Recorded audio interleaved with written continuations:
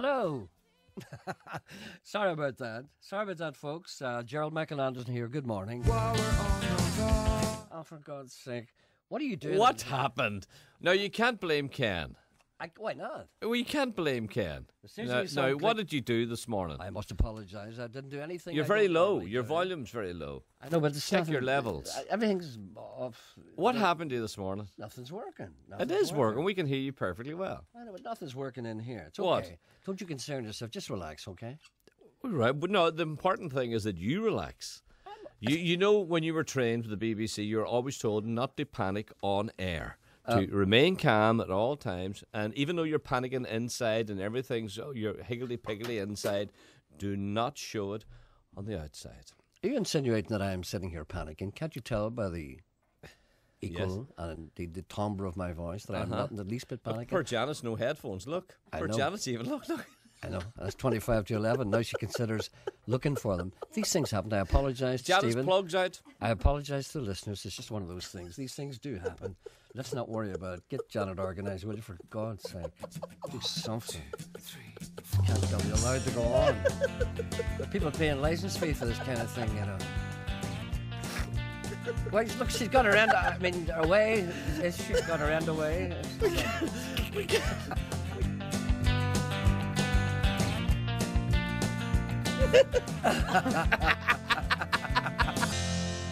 That's a nice little record, that's from a fella called Chris Keys.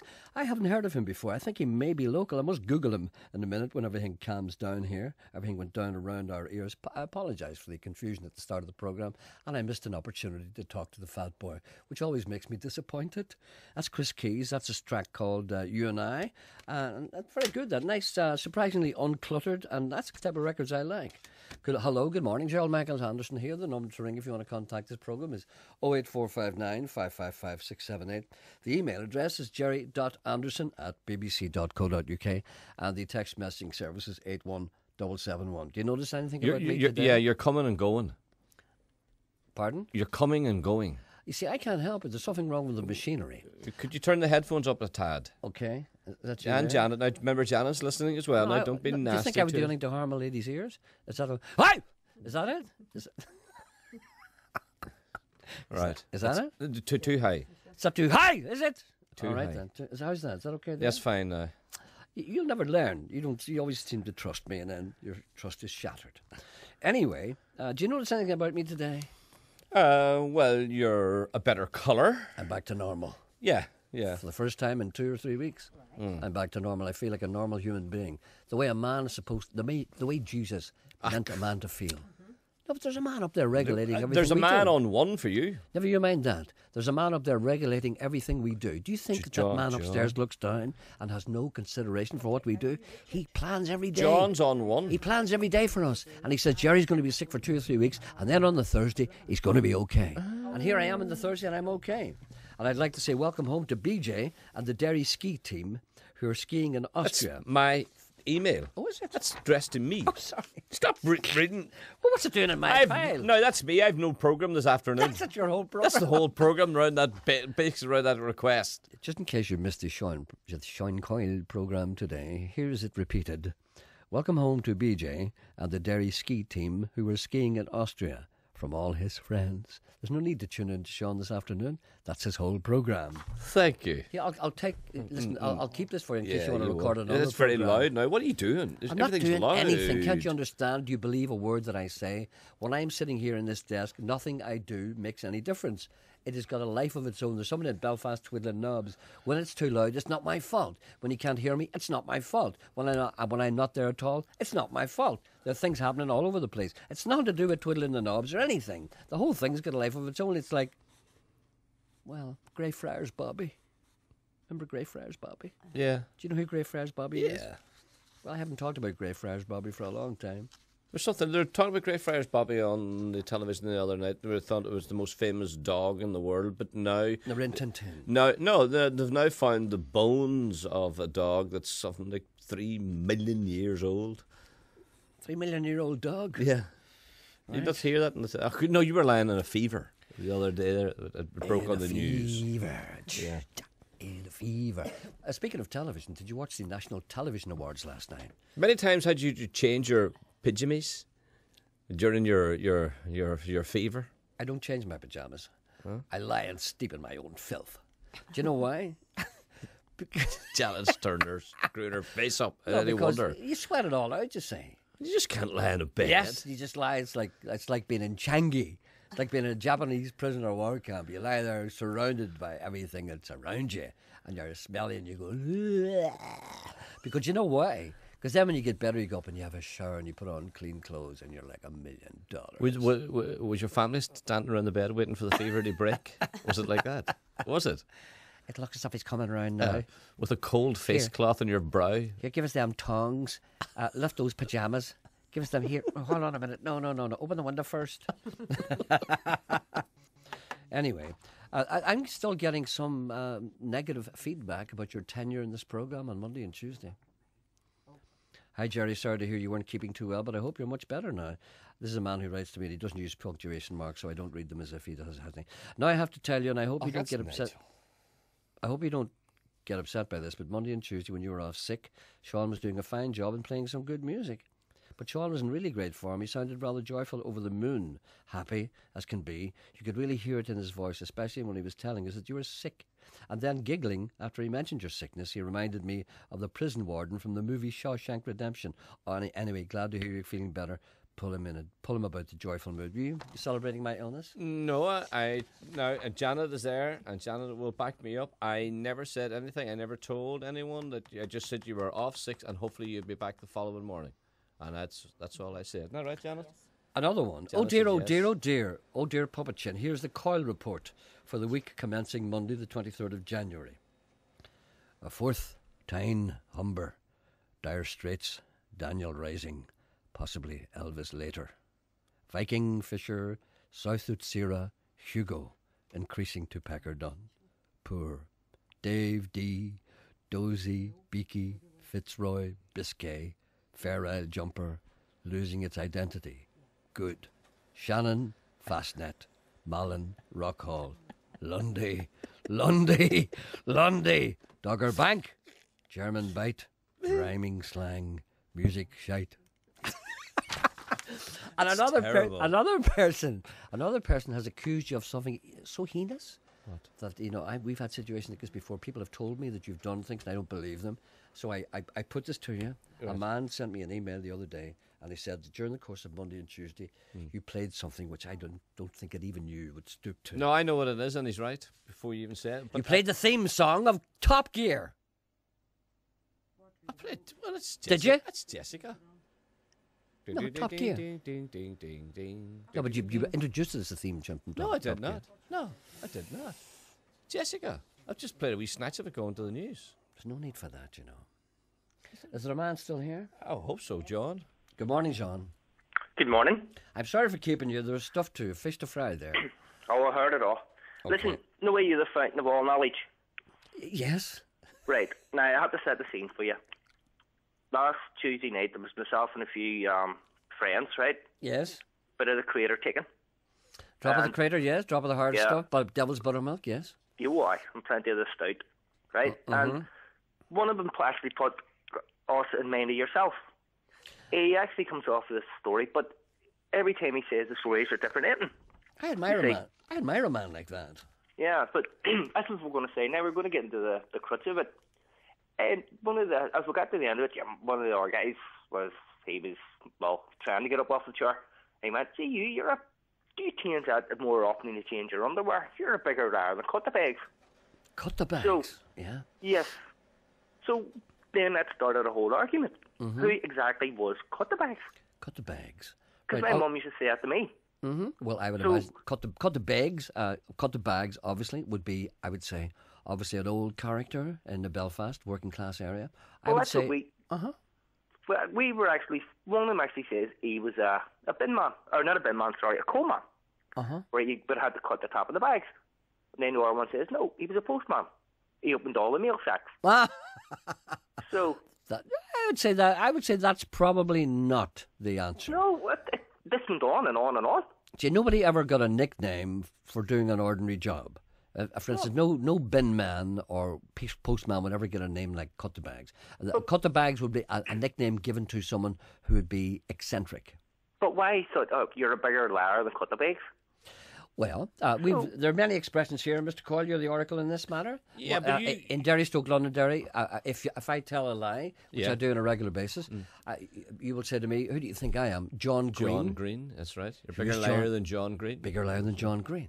So that's a local Derry thing. John Green was obviously a man who would be inclined to exaggerate the truth and went into local folklore. You see, at the time when everybody was out in the streets and communicating with each other, when there was no TV, everybody knew everything about everybody else. Well, they still do now, but they don't talk about it amongst themselves. And everybody interact with each other.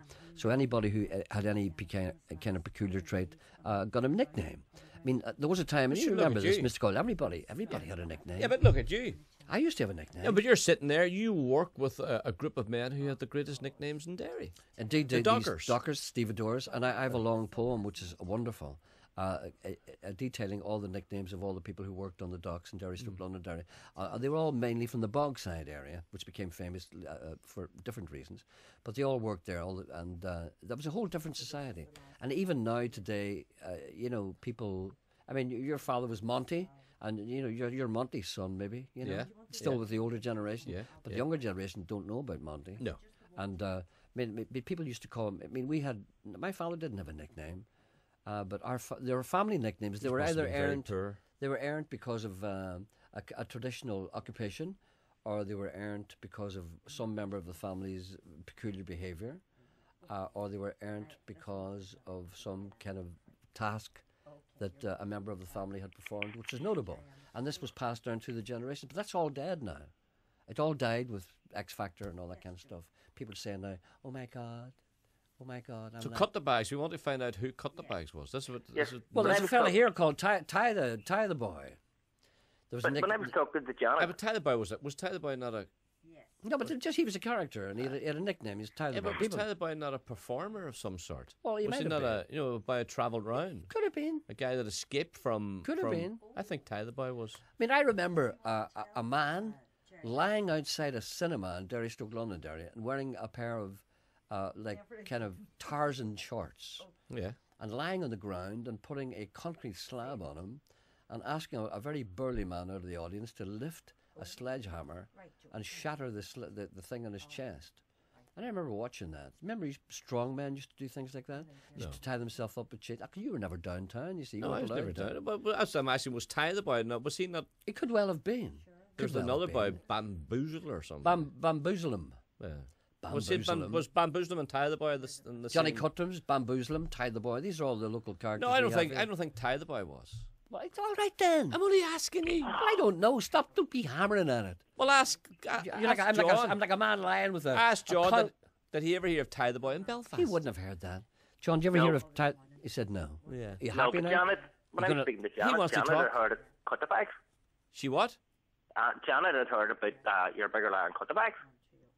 No, she hasn't. Did Janet make any comment upon what we're talking about here? No, that's just nice speaking to her. So I actually thought it was a Belfast thing, but apparently not. No. Well, I would say it might. Well, I'll tell you what, before the end of this programme, you will find out. Cut the Bags. So because, I mean, my mum used to call me it all the time. Every time you went in, it wasn't me. I see you, you're a bigger liar and Cut the Bags. There was a fella, actually, there was a man used to walk around our street in our area, and his name was Cut the Corners.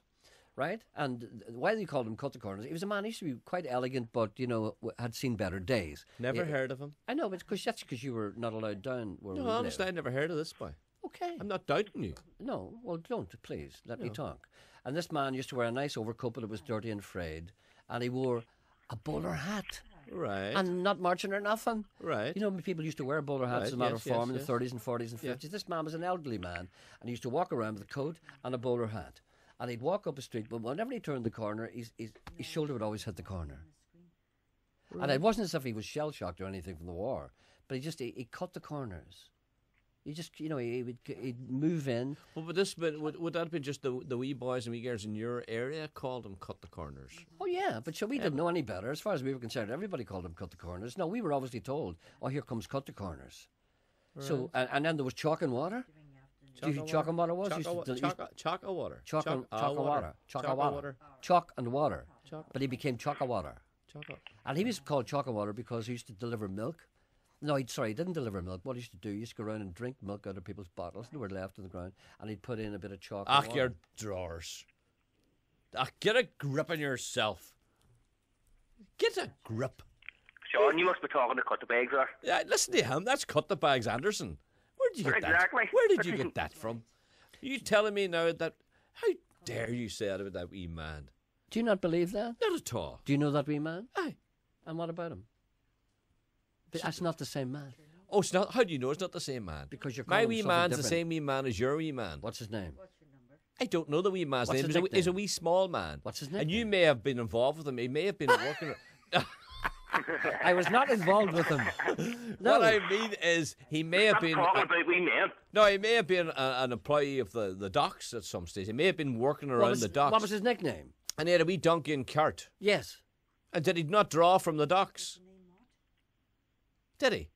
I don't remember. What do you mean you don't remember? You remember him putting chalk in the milk? No, that's what people used to say. And that's why people it was used called to say chocolate. it's an urban myth. Sean, is he any photos? Ah! You know nothing about nothing. Listen, we have to go now. We'll do our best to find out who Cut the Bags is. I'm sick and tired of getting called it. All right, then we'll find out. We have to go now. Bye. Gentleman writes to me and he said, great dishonesty story here. Shane here. I was in Tesco's the other day with my small daughter and an elderly lady walked past me at the tills. I heard a coin dropping. I looked down to see a pound coin on the floor, or as we call it in Northern Ireland, pound coin. I wasn't sure it was the old lady's, but I picked it up and asked her. I said, "Did you lose pound coin?" Ah, we do say a pound coin. Pound coin. A pound coin. A pound coin. That's a pound coin. It's a pound coin. And without thinking, she grasped the opportunity and she said, "Yeah, I lost £20." Obviously hoping that I'd found a 20. Chance in her armour. Sorry, love. Says, I only found 50p. I can give you the other 19.50. What a sweet old dear. I gave the pound to my wee girl and we treated ourselves to sweets. Which brings me to a dilemma, I suppose a moral dilemma. And I don't think I've ever told you this before, but what I did in a certain supermarket once. Did I tell you about what happened, what I did? Did he? Is it true? Janet said, is it true? Yes, it is true. Right, okay. Why does she have to ask that when I'm about to tell you something? Why does she say, is this true? Anyway, many years ago when I wasn't as wealthy as I am today, you know, I've had my ups and downs, Sean, as you know. And I found myself in a supermarket one time. And we have yet to experience the trappings of your wealth. Well, I try and keep them as hidden as much as possible. I do have a wonderful You car. do a good job, let me tell you. I do have a wonderful car. I show that to people. Anyway, I was standing in a supermarket checkout. This is a number of years ago when I wasn't the man I am today. And as they say, hurting for a pound coin, you see? So what did I see on the ground? I just, out of the corner of my eye, I saw a bundle of punts. You know what punts were? Remember punts? Yes. Well, yeah. there was like, it looked like about, came a bundle with like maybe 3-4 in it. And they were like 20s, you know? Right. And I just saw it for a second, and then and as soon as I saw it, the person picked it up and said, "Is that yours?" You did not. Yes, I did. You did not. Yes, I did. I said, "Oh, yes, yeah, it is mine." Yeah. Oh, I know. See Janet gasping. Yeah. Ah, that's rotten. And did you keep it? I put it in my pocket. Yeah. And I was panicking because I thought maybe somebody might come back and say, "Listen, I lost a bunch of punts there. Anybody see it?" Obviously, a person from across the border. Remember, people used to come from across the border. They still do now, and buy in supermarkets. More so than ever. More so than ever. And they'd use their punts, and I saw them, and I knew it was obviously somebody from Donegal, and I was standing there waiting. He calls them punts. that could have been a pensioner. Janet said that could have been a wee pensioner, and Like like I you. know. She says like you. No, but That is hateful. I know all this went through my mind, but as I stood there and I felt like saying to the person in front of me, the person who gave me the money had a whole load of stuff to go out. You see, they were checking out a lot of stuff. Yeah. And I felt like saying, hurry up, will you, in case the person who owes this money comes back. And so the person was kind of talking to me and all, saying, that's a lucky thing there. So you be more careful with your money. And I said, it's just it's one of those things, like, I just put my hand in my pocket to take out something, and I just must have fell out. I know it's careless, but listen, thank you very much indeed. I really appreciate that. And you could have catched that, And Janice is ashamed. I know, I'm not happy. Now let's just look back in your past records. This is the man that's looking for an MBE or whatever, or a knighthood. And this is the man who, travelling through Dungiven in his showband days, stole milk from outside the doors of people. Ordinary people. Stole milk. Ordinary people living in ordinary. This is the man who just lifted money there, just but you have no idea the suspense that was. The same man that lifted tips that were left on restaurant tables for waitresses and waiters. You lifted the money. I still do the that. Same man. I still do This is that. the man who wants to be known as Sir Michael Gerard Anderson. Yeah. You don't even know my name. No. I still lift tips because I feel as if, if I don't feel as if the people that say people who waiters deserve them, I lift them, even if they're left by other people. But you have no idea what that felt, that rush of excitement. The rush of excitement, standing there waiting for the other person to check out the stuff, knowing that at any moment, a wee woman, a pensioner perhaps, or a wee man would come in and say, anybody find some money there? And why? And what would I have done then? Exactly.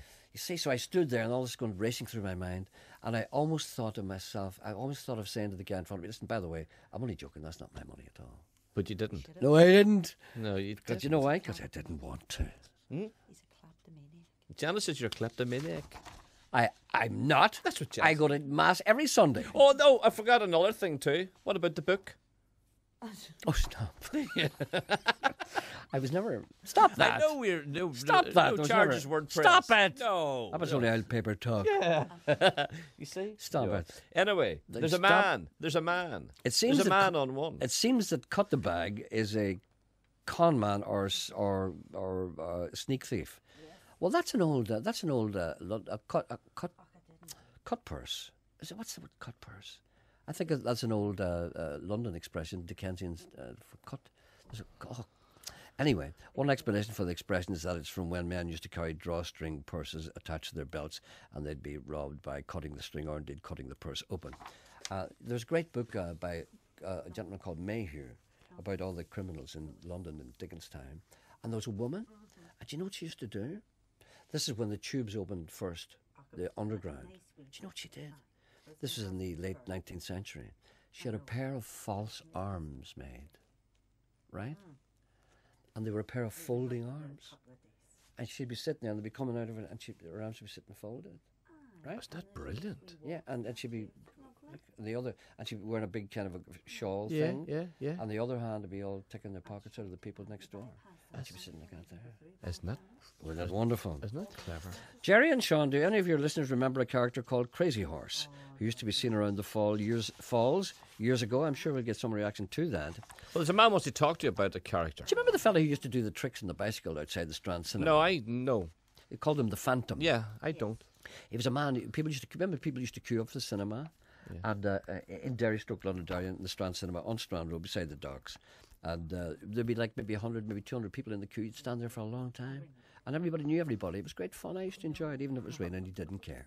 And this man used to appear from nowhere, and he used to do tricks on the bicycle, like stand up in the I don't believe that, you know. Oh, you don't believe No. anything I say? No, I don't believe that. Okay, will somebody ring up and tell him that he's stupid? No, I think it's one of those stories that's been doing the rounds again. I don't think. Look, see these things in front of my face. Yes. They're Well, called- tell they're me. called eyes. Right. Give me a trick. Describe a trick that this man used to perform on the Okay. bicycle. Go So, on. Right. You're standing outside the picture house now. Uh-huh. Right. Whiz. That's the bike appearing. Yeah. Right. Here I am now. I'm the Phantom. Yeah. What are you doing on a bike? Well, he'd get off the bike would be going right, Bzzz. Right. right, Right. and he would kind of first of all he'd Right. do a thing with the front wheel. He'd A put that wheelie. on. A wheelie. He'd do that, and then he would get up and he'd swing over and he'd do a couple of like turns around. I don't know what he did, but he did You things that don't I know. could. No, you don't know. I can't describe it. Yes, you can. I All know right, you can because describe a bicycle trick. Right, okay. Right. I'll ask you this. Did he do a handstand holding on to the handlebars? You mean straight up handstand? Straight up, holding on the handlebars? Did he stand up on the saddle and hold the handlebars? These are circus tricks. Well, These are circus tricks. He wasn't that good. Well, I'm only asking you, what did the Phantom do? He did things on the bicycle that we couldn't do, but not professional. He wasn't a professional. He was mad. Like what? He would kind of like get up and do, I don't know, he'd get up and do things. You don't know. I can't remember. I know you can't remember because you don't know. I want people to ring this number, 08459 555 67. And Janet, there's a great weight of responsibility upon your chest. If anyone rings up here and wants to tell me about the Phantom, I want them put through. And don't you be... But I want the trick described. Well, they'll describe the trick. I was only very young, you know. Yeah. I was too busy sucking me ice pop. What about the man on one? I'm delighted you're back on farm, said Annette. I'd just like to ask Sean, why was he boring the life's blood out of us whilst you were out with the sniffles? Also, can you ask him why he impersonates Jackie Fullerton when he broadcasts by himself? It's not a deliberate impersonation, it's the way he talks. The intonation and the pitch of his voice when he's reading out requests, the same old doll for Crackling Rosie by Neil Diamond, is exactly the same way as Jackie Fullerton would do it. It's baffling. Tell him to sort it out. That's an awful insult to Jackie. I thought it was wonderful. I really enjoyed it. I was going to read that a couple of times. Is there a man on the line? Man on the line now. Yes. Hello, good morning, sir. He's away now. It's 1-on-1. Is he? Yeah. Why won't he speak? Will you say hello? Say hello. I already have. Remember? Good morning, hello, sir. Mick. Oh, there he goes. Mick? Gerry. Yes, Mick, how are you? No, I'm not Mick. I'm just, you're calling about names or Ty the boy. Yes. He was a guy called Mick Devaney. Yes. He came from Dunne Street off the Falls Road. Ah, from Belfast, yeah. And he used to travel the fairs. He was a pony and cart. Uh-huh. And Dunne, he used to tie the boy on one of them, you know, the Houdini bags, the tie thing, the leather thing, the leather jacket. Would he tie himself in the back? He used to do that down on the grounds in front of the crowd, you know. Yes. And there was one year in the 50s in the High Street, Barry's Amusements used to be on High Street in Belfast. Yes. And there was a big crowd around him, and there was a big bunch of teddy boys, and the whole fight started. Yes. And Mick near got trampled to death. Yes. So the last time I saw him was 1960 in the All-Ireland final at Dublin, and he told me he was going heading for Scotland. Uh-huh. That was the last I ever heard of him. Well, there was a pop band called Ty the Boy. So obviously he was known to a certain generation.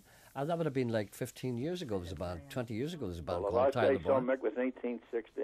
See, all those people have disappeared now. Yeah. And one of the reasons why they have disappeared, there's quite a simple reason. Sometimes when you're sitting around in pubs, you know, talking to people, which I never do, sometimes they say things like, there's no characters anymore. They're all gone. They're all gone. But they're not all gone. They're all in the house watching Loose Women. Yeah. Does Jim remember Crazy Horse? Yeah, he ran about the Falls Road. What was Crazy Horse? What was his bag? I just seen him, remember him knocking about the road. But Mick Devaney, I go way back to the 50s there. You know, Well, was Crazy Horse eccentric in any way? He runs party of Wayne, I think. Nah. Well, he's like the rest of us. So Ty the Boy then travelled around. That was Mick Devaney. He was a strong man, done strong acts, you know. He was a strong man, was he? Yeah, he travelled the road with a horse and cart. I must have seen him then. I must have seen him. Did he put chains around him and that kind of Yeah, thing? he done change stuff like that. Did he have did he have that sledgehammer with the paving He stone? done all that chain of gear, you know. I bet you I know him. Was he kind of a bullet-headed kind of a guy? He was a stocky guy, you know, very strong. Was baldy, but a wee kind of. No, he wouldn't have been baldy, you know. But had he very, very short hair, like a kind of like a prickly thing? No, he was I wouldn't have said that. Another guy I'm thinking of. The guy. You really want to know him, don't you? You really Well, Gerry, the want to last know time Ty I the heard Boy. was 1960. He was heading for Scotland. He must have So never you met better him. get your thinking cap on. 1960. 60. He might have been on the DHSS. Oh, but what age were you? That's what he's pointing at. I was, You know what I mean? well, younger than I am now. Yeah. Well, thank you very much, sir. Okay, all the best. Thank you very much There's another indeed. call for you on too. Hello, good morning. Good morning, Gerry. Yes, hello, how are you? Fine. Gerry, they cut the bags. I think I have an explanation for it. Yes. The guy was right. He was close when he said it was a coal man. If you remember, when the coal used to be delivered on, I remember it being delivered on horse and cart, but even on lorries, they were in open bags. The bags weren't sealed at the top. Yes. And some coal men used to take some coal out of each bag and put it into another bag. Yeah. Which meant that they, eventually they could save it up and they could have an extra bag to sell. That's right, yeah. So they were cutting the bag, but what they were doing was they were cutting the amount of coal in the bag. Uh-huh. And anybody that indulged in that sort of behaviour was known as cut the bags. Cut anybody who would kind of sell somebody short in some way. Cut the bags. Yeah. Ah, that makes sense. That was the way it was done then. And there was a Victorian villain called a cut purse, which I mentioned earlier on. Yes, I've heard that. Well, yeah. that's what they used to do. They would cut people's purses open. Anyway, listen, thank you for that. Thank you for that. problem. Good man. Thanks a lot. Okay. All right. Thanks. Bye. No. I'm listening to your show. My heart says yes. But Down in the gutter. Down in the gutter. what are you people talking about in there? But your mate. What, mate? Your well, not Has mate, anyone mate's- called about the Phantom yet? No. I don't believe that. No. I don't Ask believe you. Ask Janet. I'm asking her, but she's your right hand. No, ask her. I'm listening. I'm sorry, I'll rephrase that. Yes, I wish you would. Geordie's there. Oh, God, to make it worse. No. I'm listening to your show. My heart says yes, but my mental illness says I hope a dragon farts in your face. That's from... It's an odd reaction, you know. And here we are, Janet. I think you should bring Janet more into your oafish anecdotes that might brighten them up. There's a request for more participation from Janet. How wonderful to hear Bianca Corrigan's voice on the radio again. One of our finest voices. I have to agree on that. Gerry, does anyone remember Corky? He used to sit in the windowsill at Carlisle Circus. No. And years ago, we had a great teacher in our school. He was, I don't know what the name is. Years ago, we had a teacher in our school. He was a heavy smoker. And I think he used to have an addiction for Diet Coke, because he's always drinking Diet Coke and smoking. He had the best nickname. What do you think his nickname was? No. Smoke-a-Cola. He was a genius of a man, and if you were sent to him for getting into trouble, he'd make you do a 1,000-word essay on punishment, such as the sex life of a garden pea. And Crazy Horse Yes. was a raving, Apparently it was a guy who was down in his luck. Indeed, yes. And he was a very nice gentleman, but apparently he used to have dogs with him all the time. 10 mongrel dogs. And he never wore a shirt. He always bare-chested, but he was a fella who, unfortunately, was, as they say, apparently he used to walk the road with maybe 10 dogs and all sorts of there was no shirt on. Yeah. Every now and again he'd stop dead and shout, "Crazy Horse!" whilst having his bottle of Mondays. That's a man enjoying himself, I would imagine. For God's sake, we can't hear what you're doing. What kind of a show is this, you cowboys? That's another gentleman. It's all so pale face, you're a good colour. Did you get a wee top up with the old sparry tan? Stop that. See, they know you. Gerry, a request for some impersonations here. Gerry, will you do the Queen speaking in Irish? It's very funny. Get Miller Forcha to everyone. To everyone. Ted Miller Forcha. Wow. Good. I'll do the wow. Thank you. Wow. Wow. May I just say, before I go, my husband and I have found a coin.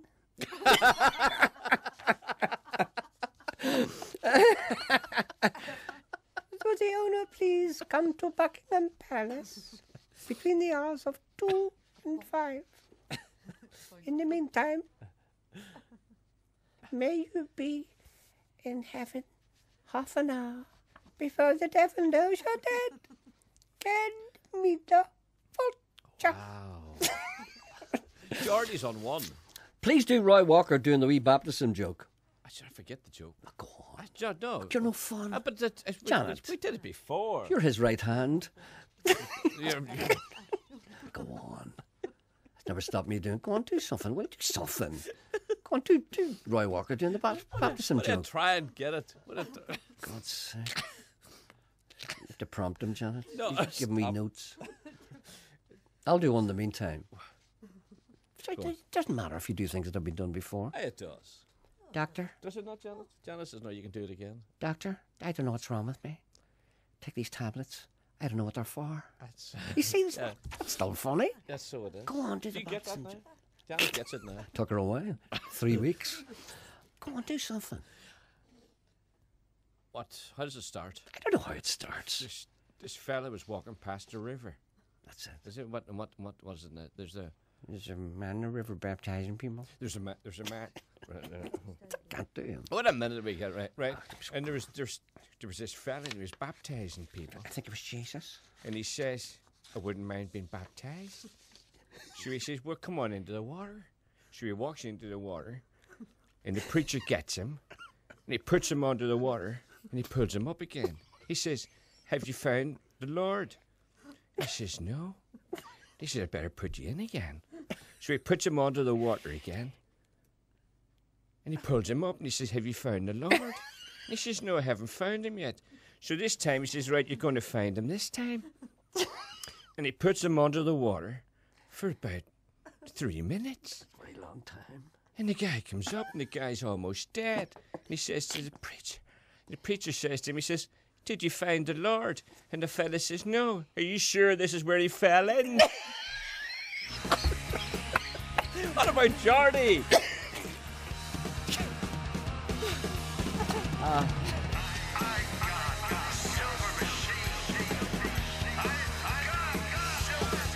Geordie. Hello, sir. Geordie, I'm sorry about that.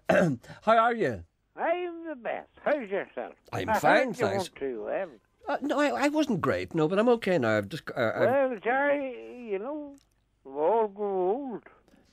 Never mind you with your moisturiser and your hair transplant. We all grow old. I will admit to moisturiser, but hair transplant, no. I What? haven't had one of those. I haven't had a hair transplant. Well, surely you get a Yes. wee thing of brown paint and paint it over your baldy patch. That's indeed an option. Tell me this and tell me no more. How are things down where you are? Oh, the best. Anything to... Why my book out as ladies' Right. man's coming. The third one now in 2 weeks. The tailors are wagging, the gimmers, all of them. Can I just ask you something? And I hope this will not offend many children listening who are not going to school on religious principles. Much does Whitey charge these days? Well, it's up now, Jerry, to £10. Oh, it's getting For the dear. corn's getting dear, you know, you have to keep a bit of lead in his pants and keep him warm. Indeed, yeah. Well, you know, things are going up all round. So it's a tenner. Ah. A tenner a stab. Well, sure, the price of corn now is £12. Mm-hmm. And then you have to buy them dinner, you know, a drink, you know.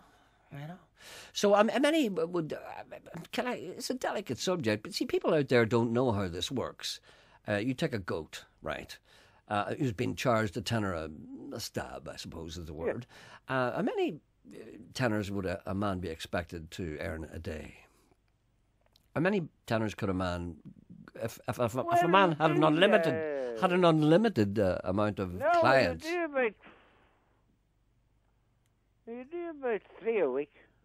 3 a week? I can nearly manage that myself, you know, to be honest. Well, then, you see the price of corn's going up. But see, I don't bother too much. I just get it in the supermarket. You know, I get it in the tins. Well, you don't buy corn in the supermarket. No. Well, the Whitey's health is okay. Oh, he's the best. And have the blue paint on him. Does he have a cigarette after? Or did he stop, stop doing and that? a wee hot whiskey. And he calls a taxi. It's the last time you're away now. You're getting off for work in the morning, aren't you? You've got it all now for the big Calflow up in Stoke City. What's he talking about? I think it's the fly. Oh, it's happened the Caltrufo. Oh, well, yeah, things are looking good. But we want the fly to come here to Derry, Stoke, Londonderry, because it's just a wonderful thing. Sure, Yeah. couldn't go to a better place. It's for everybody, for God's sake. There'll be borons and They're from all over. and there'll be lambeg drums, there'll be pipes, and there'll be And everything. here you're buying your cheap diesel up in Donegal. That's a lie. I buy my cheap diesel here. I don't have to go to Donegal for cheap diesel. I can find that anywhere. And are you motorised at the moment? Aye, I have a good wee pony here. You're probably the only man left on horseback in Ireland. And bareback too. Mm-hmm. Not even the old, twine round his neck. not even the old Apache blanket. It's a coloured drifter. You know, I never had an experience like. I remember about 5 or 6 years ago, we went to a place called Canyon de Chay, which is where the Navajo used to live. And on the canyon floor, the Navajo lived there until the white man chased them out of it. And it was just like paradise because there was a river there. It was warm, basically. It was only about 6 inches deep. And there was cottonwood trees, and the grass was like a carpet. And there was deer there, and coyotes and all kind of thing, wildlife, birds. It was just beautiful. And we were doing a bit of filming with some Apaches. And they brought along some of their horses. And the horses were smaller than the normal horses. The Apaches preferred horses that were a wee bit smaller. And I noticed that the Apache horses were just the right fit for me. And they never used saddles, but they just put in a blanket on it. And one of the guys said to me, he said, you want to ride, you know, he's from Spain, you know. Yeah. Gringo, you want to ride horse.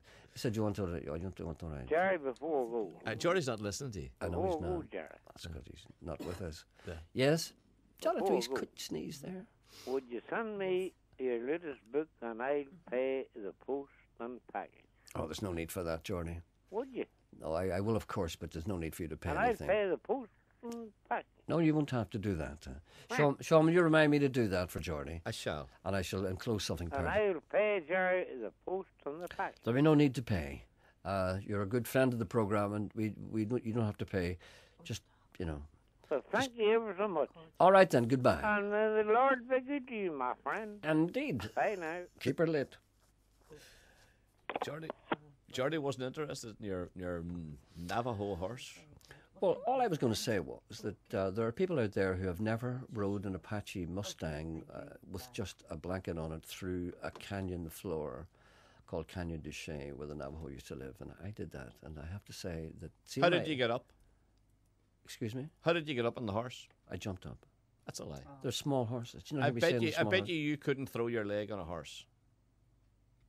You don't have to throw your leg on a horse.